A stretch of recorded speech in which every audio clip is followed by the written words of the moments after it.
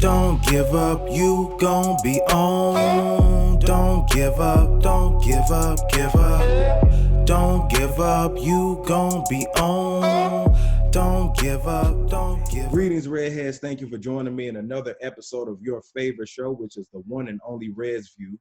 I am your gracious host, Jay Red, and I have a very, very special guest. We got an H-Town legend on Red's View. Hey, man, the Leprechaun, Freestyle King, Undaground Legend. We got Lil Flip. What's happening, man? What's up, my guy? Hey, man, just living, man, trying to avoid COVID. How you doing? Hey, doing the same damn thing, man. Same damn. Yeah, I feel it, man. So, man, let's dive into it, man. You just fresh off of Leprechaun 2. That came out a little earlier this year, right? Yeah, March 17th. March 17th. So how's the feedback been from them? My bad. I'll just let you know. St. Patrick's Day, which is the same day DJ Screw, who is behind me, gave me my Freestyle King play. Absolutely, absolutely, man. I got a chance to check it out, and it just made me reminisce to the old days when I first heard of you. So I want to dive into your history, man. So I feel like personally that you paved the way for Houston in a way, as far as the Houston wave. You know what I'm saying? It's like, I know people came before you, and much respect to everybody, right? But I feel like when you came out with Undaground Legend, especially, and then you came out with You Gotta Feel Me, shortly after that, the wave of Houston came through, with Swisher House blowing up, Chameleon there blowing up, Paul Wall, Mike Jones. Wouldn't you agree with me? Oh, yeah. Like, the wave came 2000, 4 or 5-ish, something like that. Mm-hmm. Yeah. And you just, man, I just remember being put on to Houston, because, I'm young, you know what I'm saying? But I just remember when Undaground Legend came out and just how big of a stamp that was. And you were just one of the first rappers that I heard from Houston on that main level, you know what I'm saying, that was putting out hit records. Mm-hmm. That was like 2002-ish. Yep, definitely. Yeah. So let's talk about Undaground Legend, man. That's my personal favorite album from you. Yeah, for sure, man. You had that was the first time I remember hearing a Chameleon there. You had David Banner on there. You had Busy Bone on there. So just walk us through, how was that process of putting that classic together, man? Man, the crazy part, have you heard Undaground Legend Part 2? Yeah, for sure. What's so crazy, I put that out. It's not out. Like, it's not up now. Some people can't find it. It's crazy, though. A lot of people don't know I put out a Part 2. Like, my core fans know. But, yeah, making Undaground Legend 1 was like, we just got this $22 million deal, and it's a two-deal thing. Like, I had a deal as an artist, and I had a label deal. So, like, we just got this money. And, man, I'm like, man, I got to kill it. But I didn't want to do like most people do, Most people, they go find the expensive producers. They want to go spend $100K on this producer track just because he got a name. They finna go blow the budget on big name producers. And with me, man, I work with the motherfuckers that's gonna give me the best sound. And so, I kept my same producers I fuck with, you know what I mean? And I got Juvenile and Skip on I Can Do That remix. I did some records with them for the UTP. This is back when Young Buck was with UTP. Yeah. So I've been Buck. Shout out to my guy Young Buck. And what else? I got Busy Bone on 2 records. He was just doing 1, and I had this other beat. I'm like, man, let's do a record for DJ Screw and Aaliyah and Easy. And he's like, nah, you just do it for DJ Screw, and I'm gonna do the hook. So we did We Ain't Scared first, and then I paid Busy his money, and he wanted some hen, got him like a gallon of hen, and he drunk that shit, and was in the booth, shirt off, like just going at it. Like, I'm like, damn, I'm doing a record with Busy Bone. And then we did the second record. I'm like, how much you want for that? And he was real, you know what I'm saying? He's still real. Like, he charged me half price for the second verse, like for the hook. Yeah. So, man, just half of what you gave me. And I was like, damn, and me and Busy developed a bond. Like, when he was in Houston, like, I would take him like back in the days, it was this place called Chocolate Town, and it used to be boxing there, like Chocolate Town and Harlem Nights, like these different strip clubs. And like they would have a boxing ring in there, and everybody had their hood favorites, people from their hoods, you know, saying they got them hands, and I took them to that shit, man. So it was epical, man. You know, my first album, so like with a major label, you know what I mean? I just knew I had to go with it and stick with me, and yeah, I had a blast making that album. I mean, I made half of that album on the blue mic, Oh yeah, man, and it was was that a double? I know Leprechaun was a double album, but that one was a double album too, right? It had a few songs on the second disc. All my albums are double albums, except for El Jefe. Yeah. Yeah. Everything else has been double albums because that's what the fans know me for. Yeah, putting out a lot of work. And just what I appreciated about Undaground Legend is that, like you said, you could have went with the mainstream producers and stuff, but people don't realize you went platinum off of one video. And I remember when you talk about that and you were bragging like, hey man, I went platinum on one video directed by Fat Cats, The Way We Ball.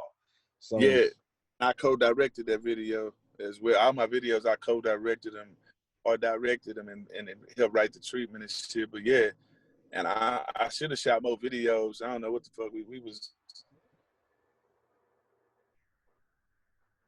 had to wait for the label, but we just was like moving, man, just covering as much ground. I wish I would have shot more videos, but I am going back to my old albums and do videos, man. So you will see I should have listened video, Make Mama Proud. Like I'm about to bone for my podcast, the Truth Shall Set You Free podcast, and I'm about to interview Crazy Bone too. So yeah, but definitely, man, and what a lot of people don't know, like when you drop a double album, it counts as, double. You know what I mean? So like Undaground Legend, that shit is like 4 million records, because a lot of the records I sold was in mom and pops as well. So a lot of these places didn't have SoundScan. So a lot of people, they see SoundScan, oh, you only sold that. No, do you know how many people is still buying your album that ain't got no SoundScan, that don't care about it? You know what I mean? Like, man, I sold so many albums, it's crazy. Yeah, and I remember that, man. And you had so much energy going into the next album, but in between that album, you put out Like a Pimp with David Banner. And let me tell you, man, that was a classic record, bruh. That we still play that to this day, man. That was big for Jackson, Mississippi. I'm from Mobile, Alabama, but I just remember hearing that. And your guest verse, you were the reason I went and bought that album that he put out. But how was it that record, man? That was a classic. Man, Banner, my brother. I knew Banner, man, like before music. Like, you know what I'm saying? I used to be in Jackson all the time, man. My old stomping ground, man, back when I was a different person from the musician.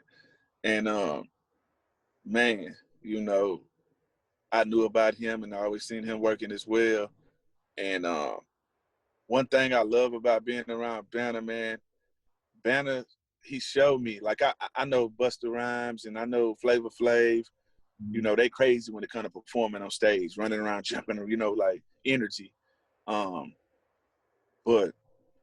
Banner taught me, that you can push the envelope. He'll go jump on a basketball goal. I ain't did that, but like he helped me, I pretty much, what's the word to use?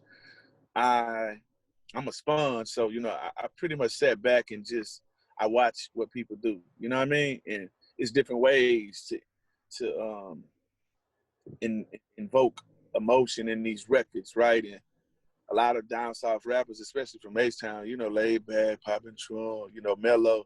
But like Banner, he can do mellow shit, but he can give you that crunch shit and when he perform.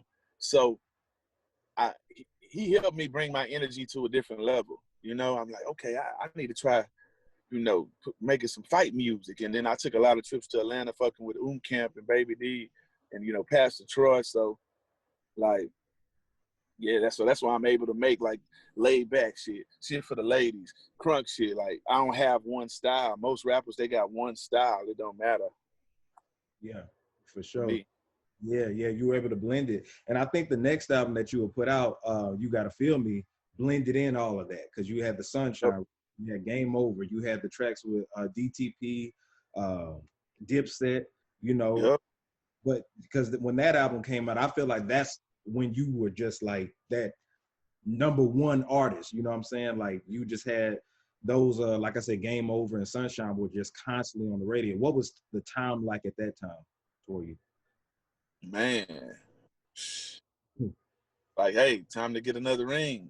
Like Jordan back on some back-to-back shit. You know what I mean? Like, I'm like, okay, you know, so 3 million, 4 million records on one video. Now, you know, now it's time to work with some of the big boys. Yeah. You know, I wanted to show motherfuckers, man, you can, you know, stay true to you and your sound. In my case, my sounds, and you ain't got to blow your budget on these big ass producers just to get, you know what I mean? Like, so that's when I started saying, okay, you know, I got to work with some of the big boys. And then on the flip side, pun intended, I went to New York, and I'm like, if I want to take over New York, I got to work with all the New York rappers. Right. You know, who's who? 50. I got to work with 50. You know, I'm on G Unit mixtapes. I'm on Young Buck album, Who Kid mixtapes. I started working with Cam, Dipset, Red Spider, Heat Makers, like Smack, you know, just everybody. K Slay, like you couldn't miss me, for real. Yeah. And I really like that record you did with Red Spider when he produced it. That shit Okay. First check. Bruh, Yeah. that beat was one of the best Red Spider beats I heard. So I remember. Yeah. Yeah, that was dope. Because I was the type of guy that used to read the album credits and stuff like that, and you know, just seeing the different producers, you know, everybody was working with and stuff. But so after you did You Gotta Feel Me, I knew I was promoted like, hey, it's coming soon, coming soon, coming soon. But then you left Columbia and then you went to Asylum, right? Asylum Warner Brothers. Yeah, I went to Warner Brothers. Yeah, my deal was Warner Brothers. I went right to Warner Brothers. I bought myself out the contract for $2 million and went to Warner Brothers. Oh, Yeah. you bought yourself out the contract. Damn. Yeah, $1 million. If you look at the video for I Get Money with Jim Jones off I Need Mine album, yeah, I started the video off with the skit, like how I got out my deal, like with the little skit with the lawyer at the beginning. Yeah, so were there problems that were going on with you in Columbia at the time? I feel like it was. I just felt like the people who initially signed me, which is Steve Rifkin, you know what I'm saying? Like he pretty much got, I ain't gonna say got fired, but he left the company. You know what I'm saying? Yeah. Yeah. And I remember, so after you put out I Need Mine, it looks like you went back like independent because you were putting out, some people may not know it, but you were putting out projects with High Power Entertainment with Mr. Capone and Mr. Criminal and stuff. I was following there, and then you put it out with Real Talk Entertainment. So how was that? Like, how did you get to hook up with Mr. Capone and Mr. Criminal, the whole High Power camp? How did that? Man, I be in Cali a lot, man. And Pony reached out like, hey, let's do something. These people reached out, they fucked with me, and you know what I'm saying? They had the bag, they had the, you know, the respect, you know what I mean? Because I ain't gonna just do nothing with just anybody. Like I'm gonna have to see who you know, like, you know, our money ain't good money, but yeah, that was a great time, man. So during that time, did you feel, because right now, if you look at the climate in music in general, like as far as rap goes, you see a lot of more independence versus how it was. See, you came out independent because, you know, I believe like the Leprechaun sold like what, 200,000 independently? Well, see, that was like SoundScan. Oh yeah, SoundScan, yeah. Yeah, that's what like SoundScan had said, but That shit probably did like a milli. it already sold like 1.5 million albums already. You know what I'm saying? Because we fuck with all the mom and pop stores, like, you know. And I made deals with the bootleggers. You buy 10. I mean, no, it was 20 back then. You buy 20 real copies from me, and then I sell you my shit, you know, for $1 less than what I sell it to the, you know, the real stores like the Best Buys and blah blah blah. You know, Sam Goody, Sound Waves, or those different places, FYE, you know. So, you know, like, hey, you know, I'm just a hustler, man. I apply what I learned in the streets and what I learned in school to the music. Word, yeah, man. That really just shows off a lot in your career, and that's one thing I respected about you is your grind. And it seemed like you were always about that, even with, like I said, when Underground Legend came out. It seemed like y'all were pushing yourselves. You had the label, but y'all were out doing shows. You know what I'm saying? Y'all were you were featured on different records and stuff like that. But I just saw you always as a hard worker at that time. So, Oh yeah, I was a hard worker. Now I work smart.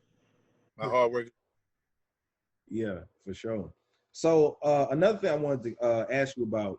So I saw that so we're in the podcast life because I'm a hip hop artist as well. You know, we do podcasts, but hip hop is taking over media, and you have your podcast. And I saw that I don't know if it was fake or whatever, but is there a chance that you will be on T.I.'s ExpediTIously podcast? Oh yeah. We talked about it. We talked about it. He made a post, and I saw it in about probably 15 minutes afterwards, and then I added him. He didn't add me. You know what I'm saying? I added him when I responded. You know what I'm saying? And I was like, yeah.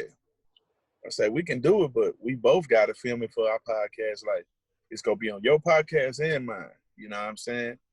That way we both document this historic moment. You know what I'm saying? So we talk. You know what I'm saying?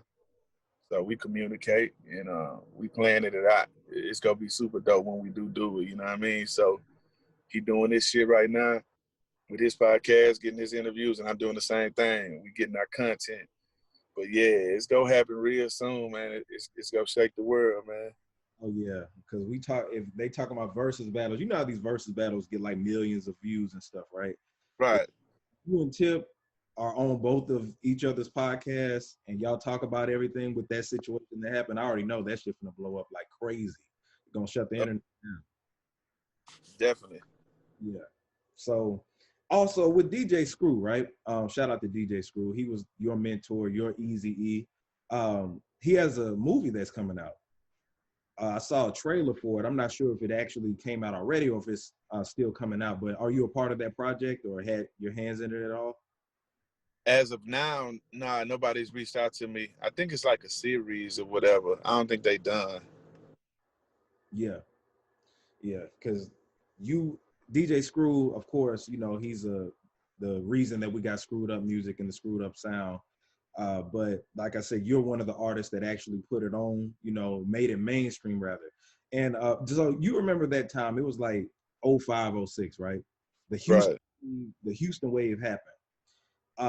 But then it seemed like when it happened, it kind of disappeared not too long after that. Now, I think that the reason was because the whole world was hopping on it and everybody wanted to chop and screw their records. Do you feel like that has something to do with it as far as everybody wanting to be on with the grills and the chop and screw culture and all that other stuff? Do you think that kind of just made it like a fad or what you think? I don't know. I just feel like everybody was doing different things outside of rap. You know, we make so much money in Texas, like we don't even have to leave it. You know, like we don't even have to leave it. So everybody's doing different things, you know. And that's how I look at it, you know. Like I grind, I be on some, you know, everywhere. You know what I'm saying? So I ain't never stopped working, you know what I mean? I'm always doing some shit, but everybody just started doing different things, you know. And shit changed and shit shifts. And like I say, in Texas, man, we kings and we was already living great before the rest of the world caught on, you know? Yeah. So, you know, but it got to do with unity and just using your mind. So a lot of people didn't get along back then.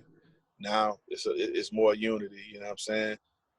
So 99% of the people who didn't get along back then, they get along now and they doing business and making moves. So it probably has something to do with the grind and connecting with your fans and maturity, you know? So Yeah. it is. Y'all are unified, I can tell you that. Now, a fun fact that some people may not know, I know it, but you didn't like the Game Over beat at first, right? You didn't want to do that song, right? Correct. It wasn't that I didn't like it.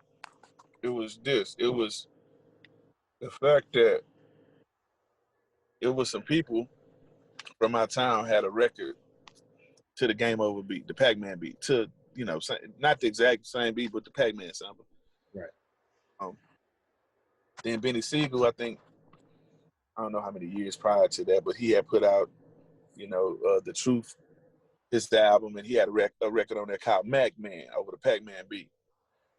So I just was like, man, I'm cool, because some people in my area are already doing it right now. So I don't want to come out rapping on this beat, you know what I mean? And you feel me? You know how people be like, oh man, you took my beat, even though it's a sample, But yeah, so I ain't rap on that beat for like 5 months, something like that, And then they kept asking me, and they said, what if we pay you? I said, okay. No, I'm gonna need 20 or 30,000, something like that. I think it was 20 or it was 30. It was one of the two. But they paid me to do it. And then that's why I started off saying, oh shit, y'all done fucked up and let me in this bitch. Cause I'm trying to curse so this shit don't be no hit. The clean record come on the radio, it's like bleep, bleep, bleep, bleep, bleep, bleep. I'm like, man, if the first 4 bars is just bleep, bleep, this ain't gonna blow up. Yeah. Well, I was wrong for once in my life. Nah, just playing. Yeah, I was wrong. So hey, Yeah. fuck it. That blew up like crazy. That blew up like crazy. I remember that being the anthem. Like I still listen to it in the gym. You know what I'm saying? Thinking they want red. You know what I'm saying? So They play it on the NBA. Like they played it the other day, yesterday, for the Rockets game. Like they play more parts. They put in a little commercial thing. Like, yeah, they play like a pimp on the NBA. Like, yep, it's crazy. so In that's Texas, they use this as a way. yeah, that shows that you have classic records. What I tell people all the time is a true classic album or classic record means that no matter how many years later it is, those songs still feel relevant today. And you got some classic records on your hand. Because like I said, like a pimp, you play that in the club, folks gonna go crazy. Game Over, Right. you still play it. Like I was playing 2K not too long ago. I think 2K19, they had it on there, and then, like records like Sunshine and stuff like that, you got classic records, The Way We Ball, all of them. Did you expect those to be classic records, or you were just like, man, I'm just making music? Now, I was always telling my family, they taught me, man, make classics. Mm. On the lab to make a classic. You know what I mean? My uncle, one of his sayings is, if it ain't a hit, we ain't did it. You know what I'm saying? Yeah. If it ain't a hit, we ain't do it. That's what one of my uncles saying is. And I changed it. That if it ain't a classic, we ain't do it. You know what I mean? So when I'm in the booth, dog, I'm not on no.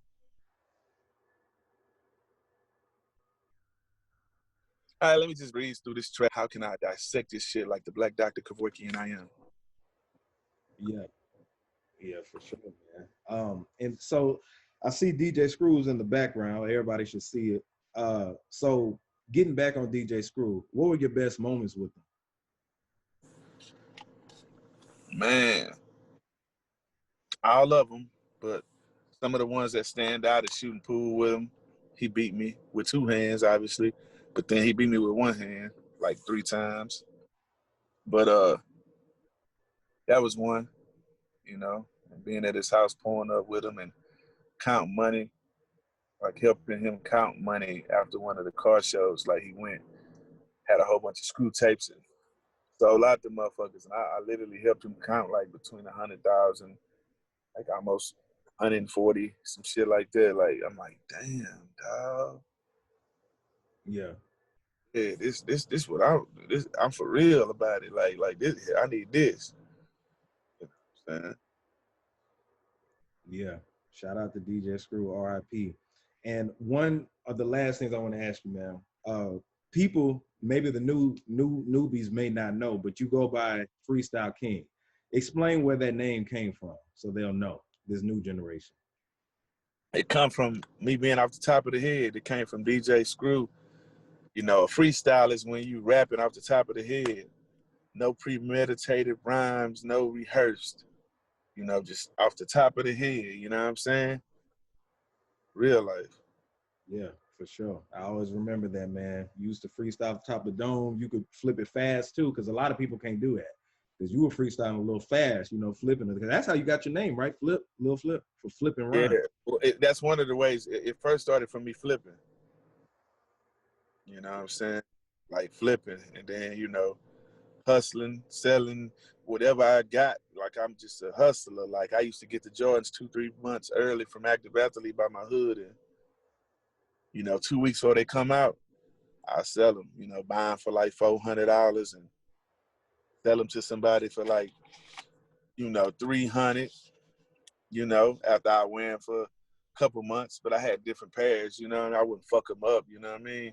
Yeah. But yeah, I was just flipping them. I'm like, all right, cool. I ain't losing nothing but $100, but I get the credit for wearing the motherfuckers, so I just flip them, and then sometimes I would just sell them for the same price. Like once it just got popular to like, damn, Higo always had the J's, and I was able to really sell the motherfuckers for what I bought them for.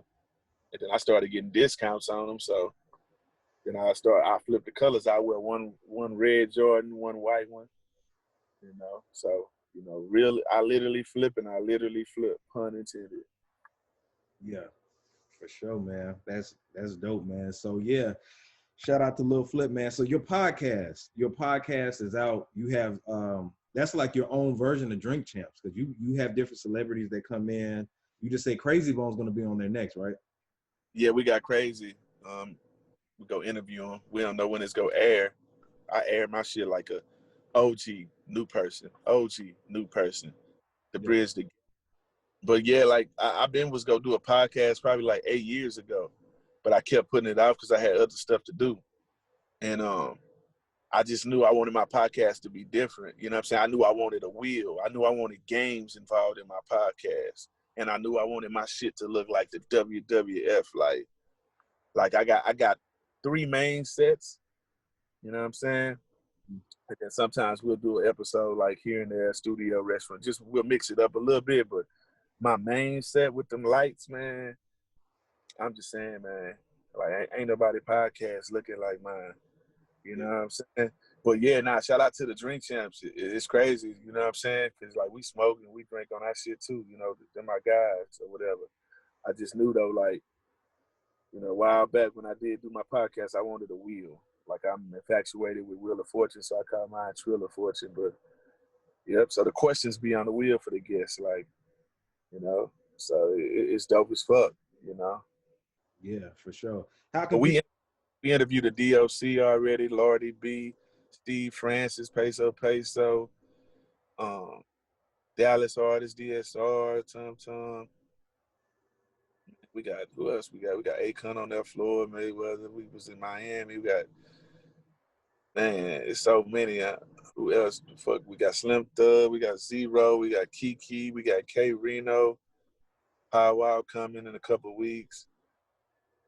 And a lot of motherfuckers, man, you know, it's legendary. Boxers, you know, we got some country singers. It's the whole plethora. Yeah, it's beautiful, man. Like I said, like Nori said it the best. Like hip hop is the media now. You know, rappers, we coming out doing our own shows and stuff. We don't have to wait for a hip hop DX or you know, MTV, BET to interview our favorite artists. You know what I'm saying? Like we got our own platforms now. So shout out to you. Yeah. So how can people watch your podcast? It's on YouTube right now. The Truth Shall Set You Free podcast, and on Instagram is TTS. What is it? Truth Shall Set. Yeah, it's TTSSYF. We just did the initials podcast, so that's what it is on IG. But yeah, on YouTube, man, we pop out, launching them out, and then the audio will be coming soon. You know, where people can listen to it. So, you know, we negotiating a couple deals to see who we're gonna let have the exclusive, or if we just go with everybody and make it all inclusive. That'll be dope, man. I gotta go back and check the one with the DLC. I know that's interesting. I gotta check that out. It ain't dropped yet. Oh, it didn't. Oh, snap. Okay. So far, yeah, and Devin To Do. Devin To Do was our first episode. Episode 1, I was like, I gotta start it with Devin To Do. So Devin To Do is episode number 1. You know what I'm saying? And then episode 2 is Peso with the Sauce. And then number 3 is Steve Francis for the Houston Rockets, man. Legendary, used to play with the Rockets. That's my guy. And his number was 3. So he's the 3rd episode. So, you know, it's more than just thrown out art. Like, I have a method to the madness. Yeah, for sure. Well, yeah, man, Flip, shout out to you for coming on the show. Thank you so much for blessing the Redheads with your presence, man. Where can everybody follow you on social media? Instagram, Lil Flip 713, and they can hit me up on Cameo. It's two, you know, they like it's 2 ways to hit me up on there, like through message or like video. But that's when you do like the drops for the fans, and then I'm on Boulevard Sounds as well. So, you know, I'm on these different apps, man, owning things, man. So I'm working smart, man. And Exotic Pop, man, we secured a soda deal with Drake Dad. You know, Drake Dad got his own soda. I got his own soda. DJ Screw, Fat Pat, Hawk. We gave Max Ray his own soda, Big Mo, and all these companies, you know, they formed. We give them. Don't give up, you gon' be on. Don't give up, don't give up, give up. Don't give up, you gon' be on. Don't give up, don't give up, give up. Don't give up, you gon' be on. Don't give up, don't give up, give up. Don't give up, you gon' be on. Don't give up, give up, give up, give up. I know you got doubts, but get to the bag. Just follow the dream and stick with the plan. I know you get worried, I know you get scared.